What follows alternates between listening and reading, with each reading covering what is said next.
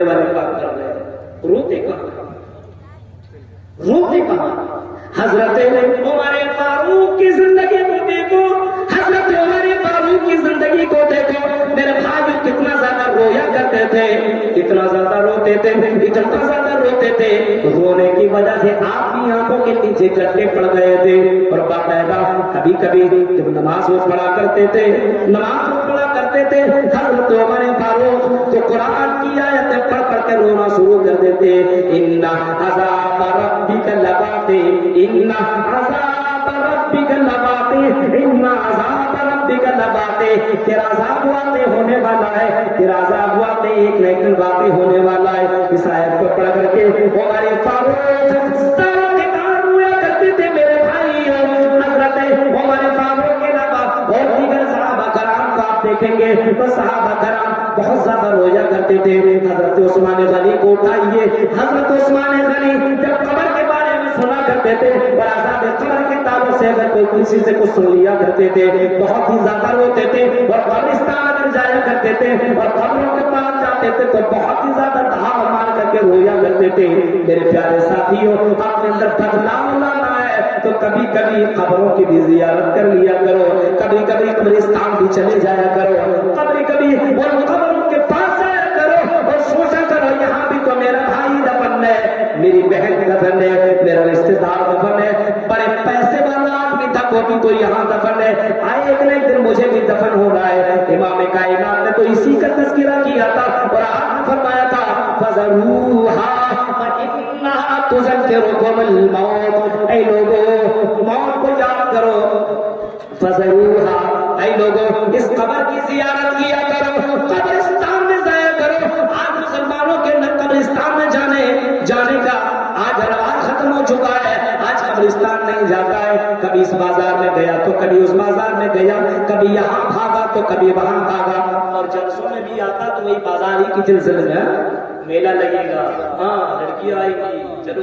Enjoy کرتے مستی کرتے، یہ جلسے بھی آتے لیکن مقصد سننے کے مقصد سے نہیں، اپنے اندر اصلاح پیدا کرنے کے مقصد سے نہیں، جلسوں کے اندر بھی آتے تو وہی میلہ ٹھیلا کے چکر میں آتے ہیں، چلو جا کر کے ہم بازار کا معائنہ کر لیں گے اور چلو ہم جا کر کے انجوائے کر لیں گے۔ میرے پیارے ساتھیوں غور کرو، اللہ کے نبی صلی اللہ علیہ وسلم نے فرمایا فَذَرُوهَا فَإِنَّهَا تُذَكِّرُكُمُ الْآخِرَةَ، وہ لوگوں قبرستان کی زیارت کیا کرو، وہ لوگوں قبر کی زیارت کیا کرو، قبرستان میں جایا کرو، کیونکہ یہ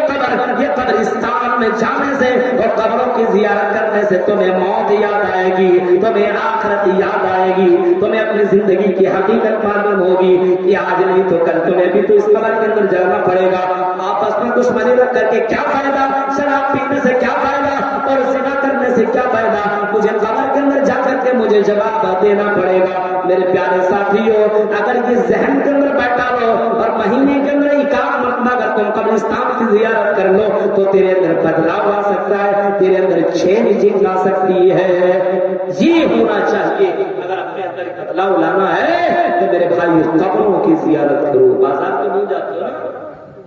کٹیہار وغیرہ بازار میں تو جانا ہی جانا ہے، اگل بگل اور بھی ہٹیا اٹیا آپ کے تو وہاں چلا جاتا آدمی، لیکن میرے بھائی قبرستان کی زیارت کیا کرو، آپ کو موت یاد آئے گی، آپ کو اپنی آخرت یاد آئے گی، آپ کو اپنے آپ کے اندر بدلاؤ نظر آئے گا کہ آج نہیں تو کل مجھے بھی مرنا ہے اور اسی قبر کے اندر جانا ہے، میں نے اس قبر کے لیے کون سی تیاری کی ہے۔ یا ایھا الذین آمنوا قوا انفسکم واہلیکم نارا، اے ایمان والو تم اپنے آپ اور اپنے پریوار والے کو دونوں کو جہنم کی آگ سے بچاؤ، خود کو بھی جہنم سے بچاؤ اور اپنے پریوار والے کو دونوں کو جہنم کی آگ سے بچاؤ، اپنے بچوں کو، اپنے بیوی کو، اپنے بیٹے کو، اپنے بیٹی کو، سب کو جہنم کی آگ سے بچاؤ۔ اس جہنم کی آگ سے بچنے کے لیے نماز کی پابندی ضروری ہے، نماز کی پابندی بہت ضروری ہے۔ آج سماج کے اندر آج اتنے جلسے اور جلوس ہوتے ہیں، لیکن میرے بھائیوں کل جتنے نمازی تھے آج بھی اتنے نمازی ہیں، پوری رات تقریر سنیں گے اور فجر کے نماز میں گول، فجر کے نماز میں غائب، لگتا جلسہ سن لیا، تقریریں سن لی، جلسے کے اندر شرکت کر لی، جنت الفردوس میں پہنچ گئے۔ دیکھ رہے ہیں آج نماز نہیں ہے، نماز کی پابندی نہیں ہے، مسجد ویران میں میرے بھائیوں بابری مسجد کو توڑا گیا، بابری مسجد کو ہم سے چھین لیا گیا، یہ کہہ لیجیے بابری مسجد توڑ دی گئی، لیکن کوئی بولنے والا نہیں ہے، وہاں کوئی نماز پڑھتا ہی نہیں تھا، اور بھی جگہوں پہ مسجدوں کے پر نظریں ہیں، لیکن میرے بھائیوں بتاؤ مسجدوں کو ویران نہیں آباد نہیں کرو گے تو مسجدوں کی حفاظت کیسے ہو سکتی ہے؟ مؤذن اذان تو دیتا ہے حی علی الصلاۃ حی علی الفلاح، آؤ نماز کی طرف آؤ، کامیابی کی طرف، ہم اپنے دکان چھوڑنے کے لیے تیار نہیں ہے، ہم اپنے گھر چھوڑنے کے لیے تیار نہیں ہے، ہم اپنی کپڑے چھوڑنے کے لیے تیار نہیں ہے، ہم اپنے بچوں اور بیوی کو چھوڑنے کے لیے تیار نہیں ہے۔ اور مسلمانوں غور کرو، اس نماز کی پابندی کرو، کیونکہ یہ نماز تمہیں برائیوں سے روکے گی، یہ نماز تمہیں بے حیائیوں سے روکے گی۔ ان الصلاۃ تنہا عن الفحشاء والمنکر، بے شک نماز بے حیائیوں اور برائیوں سے روک دیتی ہے، یہ نماز انسان کو برائیوں سے بے حیائیوں سے دور کر دیتی ہے۔ نماز کی پابندی ہے، ولی صاحب پتہ نہیں میرا بچہ سدھر ہی نہیں رہا ہے، یہی سب کر رہا، ارے اس بچہ سدھرے گا کہاں؟ اس بچے کو آپ نے تربیت نہیں دی ہے، اس بچے کو آپ نے اسلام کا پابند نہیں بنایا ہے، آپ کو پابند نہیں ہے، اذان آپ بھی سنتے نماز پڑھنے نہیں جاتے تو آپ کا بیٹا کہاں سے نماز پڑھے گا؟ مروا اولادکم بالصلاۃ، اپنے بچے کو نماز پڑھنے کا حکم دو، وَأَبْنَاءُ سَبْعِ سِنِينَ، جب بچہ 7 سال کا ہو جائے تو بچے کو نماز پڑھنے کا حکم دو، نماز پڑھنے کے بارے میں کہو، چلو میرے بیٹے جس اللہ نے پیدا کیا ہے، جس اللہ نے ہاتھ دیا، پیر دیا، جس اللہ نے زندگی دی ہے، اس اللہ کو خوش کرو، اس اللہ کے سامنے سجدہ کرو، کیونکہ میرے بیٹے اسی کے لیے تو اللہ تعالیٰ نے ہمیں اور آپ کو پیدا کیا ہے۔ وَمَا خَلَقْتُ الْجِنَّ وَالْإِنسَ إِلَّا لِيَعْبُدُونَ، اپنے بچے سے کہو اے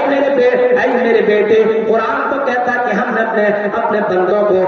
بندوں کو انسانوں کو اور جنوں کو اپنی عبادت کے لیے پیدا کیا ہے۔ اے میرے بیٹے چل، میں بھی نماز پڑھنے کے لیے جا رہا ہوں تو بھی نماز پڑھ، اپنے بچے کو 6-7 سال کا جب بچہ ہو تو اس بچے کو نماز کا عادی بناؤ، جب بچہ 10 سال کا ہو جائے وَهُمْ أَبْنَاءُ 10 سِنِينَ وَضْرِبُوهُمْ، جب بچہ 7 سال سے نہیں بلکہ 10 سال کا ہو اور جب بچہ نماز نہ پڑھے، تم نماز پڑھنے کے لیے جا رہے ہو لیکن آپ کا بیٹا نماز نہ پڑھتا ہے، آپ جا رہے ہو نماز پڑھنے کے لیے، ظہر عصر مغرب عشاء فجر کی نماز پڑھ رہے ہو لیکن آپ کا بیٹا نماز نہیں پڑھ رہا ہے، تو آپ اپنے بیٹے کو مار کر کے نماز پڑھاؤ، اپنے بیٹیوں کو مار کر کے نماز پڑھاؤ۔ آج ایسا ہے باپ بھی نماز نہیں پڑھ رہا تو بیٹا کہاں سے نماز پڑھے،